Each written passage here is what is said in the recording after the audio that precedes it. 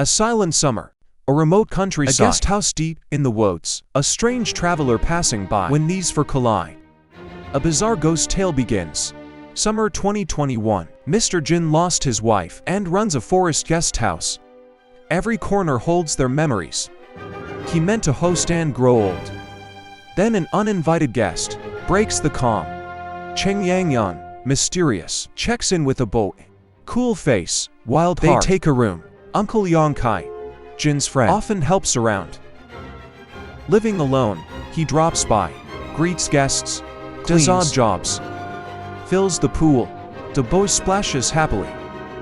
Cheng Yang eyes the phonograph. Jin sets on a vinyl. Rain starts outside. He leaves her to the music. Joins the others. They play for hours. Jin brings two towels. One for Yang Kai, one for the laughing boy. I'm Shai Xian, dash off to find Mom. The men head to the side shack, sharing a drink. At dawn, Jin went grocery shopping. On the way back, he met Cheng Yang. She looked the same, but her vibe was off. He ignored it. A quick nod. He hurried to the inn. She'd left money on the table. He put it away, turned off the record, annoyed. His hand felt sticky. Blood on his palm. Phonograph looked fine. He'd touched nothing else. Checked the vinyl. One side clean, other side smeared red. His head buzzed. Where did the blood come from? Master room spotless. Kitchen pristine. Spare room too. Open the bathroom door. Sharp bleach smell. No more blood around. Cheng Yang was getting too weird. Some guests tidy, sure, but bleaching bathrooms, that's beyond polite. Dig world, all kinds. Something still felt wrong. Yang Kai's van was outside. Maybe the dashcam saw it all. He watched and understood. Two arrived, adult and child. Only the adult left. Plus one suitcase. Chilling thought. The boy is in the murdered case. Here. Suitcase to dump the body. He reached for the phone, then froze. Was he being paranoid? Two choices. Call police, let them prove it. If wrong, if right, she revenge. The inn's a murder scene. No one will stay. He might lose his home. Blood-stained vinyl felt real, so likely true. Either way, he loses. He chose silence. Silence makes him an accomplice. He deep-cleaned every room. Took the linens to the laundry cafe. Half cafe. Owner once dreamed of a cafe only. But foot traffic was low. Area full of guest houses. So he added laundry. The cafe is his dream. Laundry pays the bills. The cafe still looked fine. While counting laundry, the owner found two towels missing. Always 10 before. Today, only 8. Jin rushed back to the inn. Found the two towels, unharmed. Scrubbed the blood off the vinyl. Acted like nothing happened. Hoped for peace again. Cheng Yang never returned. Compared to another family, he was lucky. A case 20 years earlier proved it. The Shangjun family ran a small motel. Life was simple. One rainy evening, Tees vanished. No guests due to the storm. Roads were empty. Mr. Shan saw a car on the bridge. Invited the traveler to stay. Offered the best lakeview room. Free. Next morning, a dead body. Police arrived. The guest was a wanted killer. Investigation followed. The killer had several lives on his hands. He was caught quickly, but the motel's business died. Once a perfect holiday spot, now remember as a murderer's lair and a death scene. Who dare stay? Calls came only to mock the killer motel, never to book a room. The couple held on for months, argued, then quit. The place became a ruin. Their son Zihao suffered too. Bullied at school, forced to bring snacks from home, still not enough to please them. Teens can be cruel without limits. Long-term abuse lit Zihao's anger. One night, decides snacks, he brought pills, drugged them all, almost caused disaster. Everyone blamed him. Mom spotted the truth. Words carved on his hand. 9 p.m. bring food to the killer motel. Mr. Shan he'd blamed the boy's upbringing. Stormed to school, fought the parents. Case dropped, no one punished. 6 calm months then passed. Trouble returned. Exactly 1 year after the killer's arrest, media hyped the story for clicks. Motel in headlines again. The couple cracked under pressure. Wife broke first, ended her life in the killer's room. Mr. Shang once visited the killer in prison. He asked, "Why ruin my family? Innocent. I walked my path. You dragged me in. Wife gone. Home wrecked. All your meddling left ruins. Sheltering a killer cost you everything." That thought snapped Chang Jun. Mind stuck in that stormy year. He never escaped. Ever again. Look back at Jin now. Maybe his caution wasn't so wrong. Because once the killer reached that bridge, Chang Jun's fate was sealed. Regret appears only when you know the ending. If he didn't, he'd still help every time. Without hesitation. Jin is the same. When Cheng Yang arrived with Shai Xiang, gears started turning. His silence brought only brief calm. Storms were coming. Sooner or later. Silence only buys brief calm. The storm returns the next summer. Jin goes out to greet his daughter. A red SUV sits at the gate. Car and house face off in silence. Air feels oddly still. Summer heat. Yet Jin feels a chill. The woman is back. He steadies himself. Tells them, "No rooms today." His daughter thinks she's hurting business. Says they'll leave after dinner. If Cheng Yang doesn't mind, Jin has no reason left to refuse. Daughter rarely visits. She helps find guests. Cheng Yang thanks her, gives a bottle of wine, and asks to hear the phonograph. Those records were his late wife's bloodstains again, so refuses. Excuse. It's broken. After dinner the daughter leaves. Only Jin and Cheng Yang remain. Peaceful night. Next dawn. Nothing happens. Jin wakes with a racing heart. Fears a repeat. Checks every room. All clear. Morning. Cheng Yang buys supplies. Asks to fill the pool. He's puzzled. Last year she said she feared water. Enough guessing. He decides to confront her. Asks, "Weren't you here last year?" She denies it. First time here. He drops the subject. Hopes she leave in 2 days. Good times never last. At lunch, Cheng Yang drops the admits she was here last year. Planned never to return, but couldn't forget him. Rumor says she once fought monsters in Sweet Home. Tough girl, but Jin's no pushover. She's skilled, yes, but Jin's the Yanbian war god. Head to head. He won't lose. His fear. She might use his family. Threaten the ones he loves. Yan Kai is in hospital. Perfect Jin visits. Checks on his daughter too. Sure enough, Cheng Yang is nearby. He warns his girl. Stay alert. Beware that woman. At the ward with Yan Kai. He wants to confess, but swallows it. No need to drag his friend in. If Cheng Yang found the inn, and circles his daughter. She knows plenty about him. Yet he knows nothing of her. To regain control, he must flip the table. Back at the inn, while Cheng Yang swims, Jin searches her room. Finds nothing useful. Thinks again.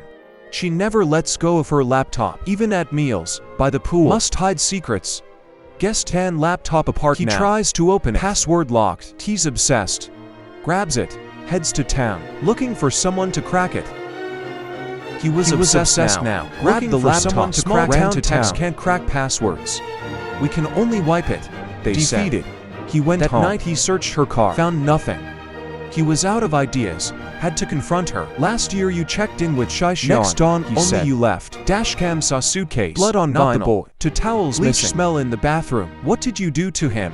He demanded. He didn't realize. He'd already helped her. A year had passed. He'd cleaned every trace. Only the dashcam remained.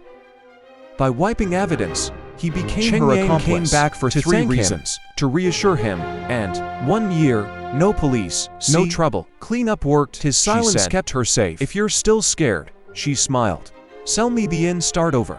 Or let me stay here every summer. The inn never smelled odd. No trouble. No shady visitors. Proof cleanup still worked. Worried? Sell me the place. Start fresh elsewhere. That's her third reason for coming. If he won't sell, she stay 1 month every summer. Jin turned away silent. Just mind your life and quit poking. He gave advised. Only a cold back. Conversation seemed her win. But old foxes stay sly. He'd recorded it all. Plus last year's dashcam. Enough to nail her. Cheng Yang shrugged it off. Next morning Jin rushed out. She sensed danger. Searched the room, found the recorder's box. Realized the trap. Jin had reached the scenic gate. Not even inside when Cheng Yang's SUV rammed him. Both badly hurt.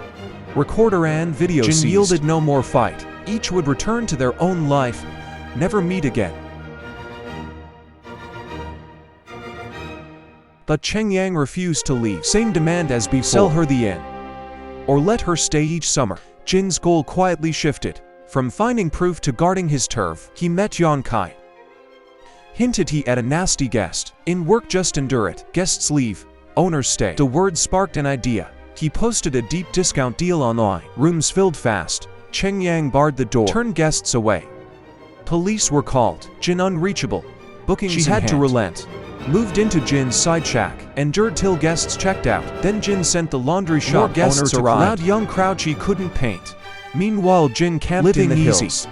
Never thought his looks would betray him. First guests included off-duty cops. One officer fancied him. He charmed her, won her heart. She booked again with friends. Forced Jin out of hiding. As payback he partied with them at the pool while she suffered the nose. Jin camped deep in the hills, living carefree in a tent, but his good looks betrayed him. In the end, charm was his downfall. First guests were off-duty cops. One officer liked him. He flirted a little, won her heart. After they left, brought friends, dragged Jin back. As repayment, he obliged, played in the pool with the young crowd. Should have stopped there, but the cop pushed further, wanted to sleep over. Her vacation started next day.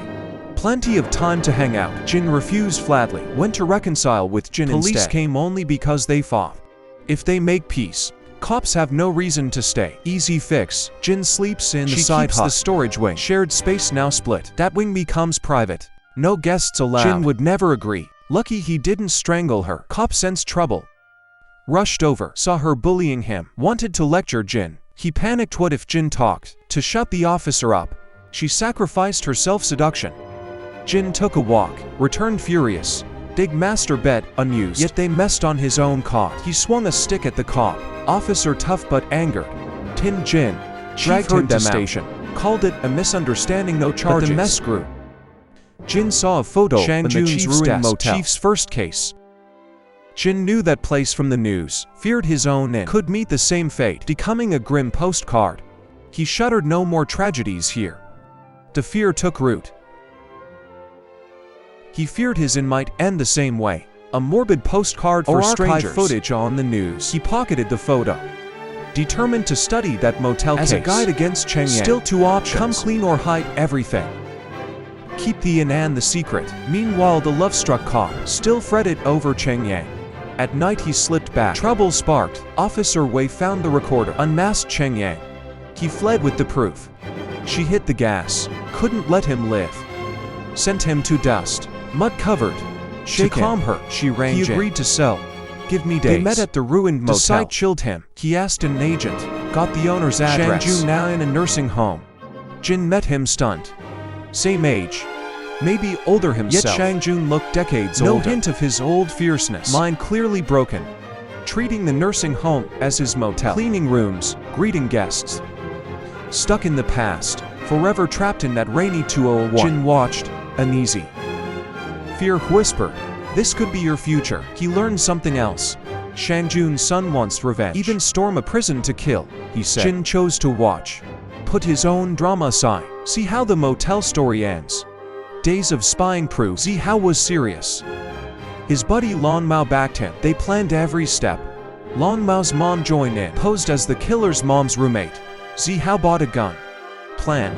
Ambush. When the killer visits his mother, Jin never saw it. Zihao bound him like a tie. Missing the showdown. The killer's mother was near death. Visiting day came quickly. Long Mao stood ready. The rest was Zihao's task. But mother love is tricky. Her warning let Qi Xiangje dodge the trap. Zihao's first shot missed. Plan B. Long Mao had to stall 3 minutes. The killer tried to bolt, silenced a guard first, unlocked his cuffs. If Long Mao froze, Qi Xiangje was brutal.